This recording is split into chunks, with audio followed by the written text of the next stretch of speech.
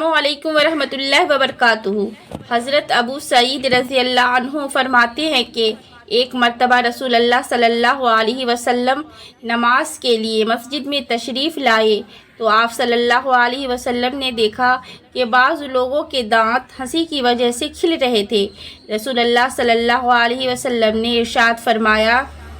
اگر تم لذتوں کے توڑنے والی چیز موت کو کثرت سے یاد کیا کرو تو تمہاری یہ حالت نہ ہو جو میں دیکھ رہا ہوں۔ لہٰذا لذتیں ختم کرنے والی چیز موت کو کثرت سے یاد کیا کرو، کیونکہ قبر پر کوئی دن ایسا نہیں گزرتا جس میں وہ یہ آواز نہ دیتی ہو کہ میں پردیس کا گھر ہوں، میں تنہائی کا گھر ہوں، میں مٹی کا گھر ہوں، میں کیڑوں کا گھر ہوں۔ جب مومن بندہ دفن کیا جاتا ہے تو قبر اس سے کہتی ہے، تمہارا آنا مبارک ہے، بہت اچھا کیا جو تم آ گئے۔ جتنے لوگ میری پیٹھ پر چلتے تھے مجھے تم ان سب میں زیادہ پسند تھے، آج جب تم میرے سپرد کیے گئے ہو اور میرے پاس آئے ہو تو میرے بہترین سلوک کو بھی دیکھو گے۔ اس کے بعد قبر جہاں تک مردے کی نظر پہنچ سکے وہاں تک کشادہ ہو جاتی ہے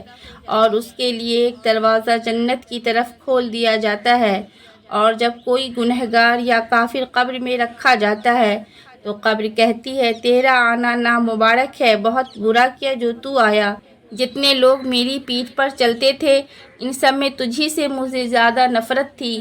آج جب تو میرے حوالے ہوا ہے اور میرے پاس آیا ہے تو میرے برے سلوک کو بھی دیکھ لے گا۔ اس کے بعد قبر اسے اس طرح دباتی ہے کہ پسلیاں آپس میں ایک دوسرے میں گھس جاتی ہے۔ رسول اللہ صلی اللہ علیہ وسلم نے ایک ہاتھ کی انگلیاں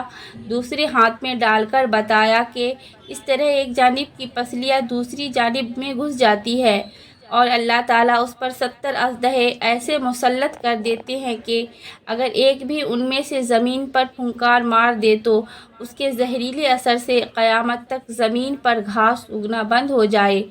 وہ اس کو قیامت تک کاٹتے اور ڈستے رہیں گے۔